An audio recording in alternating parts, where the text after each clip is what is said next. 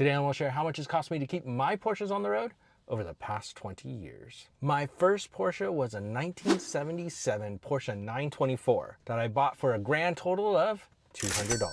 It did run and drive, but it had a really bad oil leak and it was bought on a no reserve auction on eBay. The car was from Oakland, California, and it was picked up near the Coliseum, which, if you know Oakland, is not a good area. But after risking my life a little bit to get that car going, I did drive it home, kind of. After having to stop a few times for other things, including putting more oil in it, because it had a pretty bad oil leak.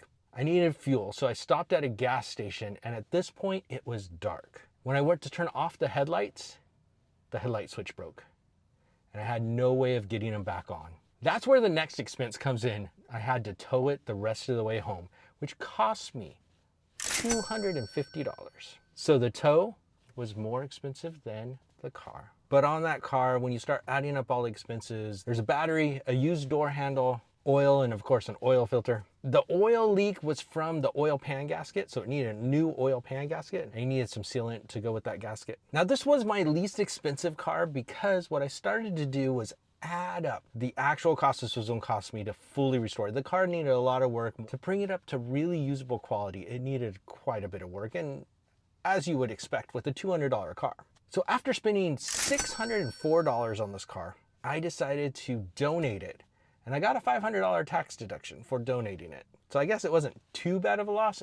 But when I started adding up all the things I would need to do, replacing seats, replacing shifters, replacing all kinds of stuff inside that was just torn apart. After I would have got the oil leak fixed, it probably would have needed a whole bunch of other stuff. I just started adding up the suspension parts.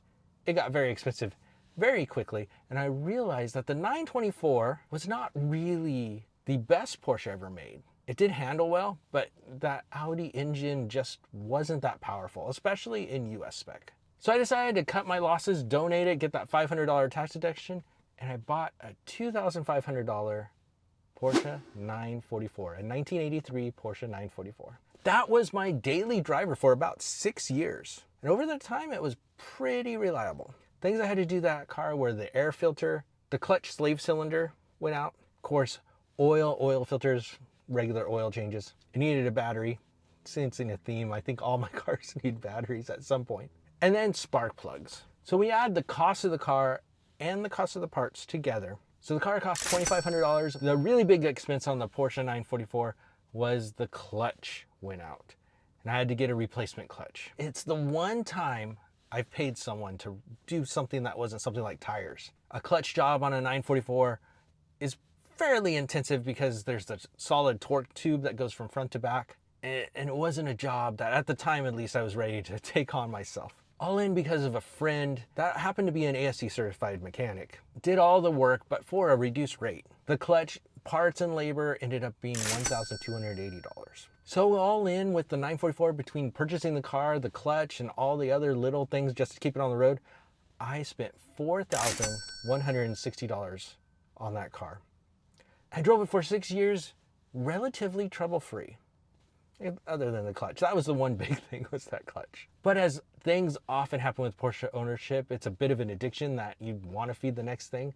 And over time, the 944 just kind of started to seem a little slow. They weren't the fastest cars even when they were brand new, but by modern standards, while the handling is incredible, getting on a back road, great.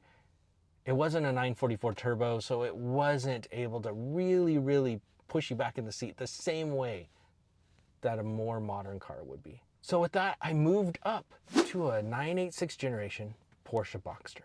I also had the Boxster for a bit over 6 years and daily drove that car. Overall, it was a relatively trouble-free experience. The purchase price ended up being $18,300 for a 1999 Porsche Boxster. On the Boxster, there was a lot of routine maintenance. There's oil filters, multiple oil changes. The air oil separator had to get replaced. I replaced brake pads, also changed out the accessory belt, changed the air filter. Another one that needed a new battery at some point, so I had to change out the battery. I did put in a leather shifter boot and also got some cocoa mats for it. The convertible top was really rough, so I replaced the convertible top with a new one. I did everything myself labor-wise on the Boxster, so really saved a lot of money that way. The ignition switch, which is a faulty part that tends to go out, but pretty cheap fix, did go out on the car, so I had to replace the ignition switch. And then it needed a full set of 4 tires because, well, they got pretty bad. So I had to replace all the tires. So all in, with all the parts that I paid for and the purchase of the car, that Boxster ended up costing me $21,007 to drive and own for 6 years. But sometimes you want to experience the next thing.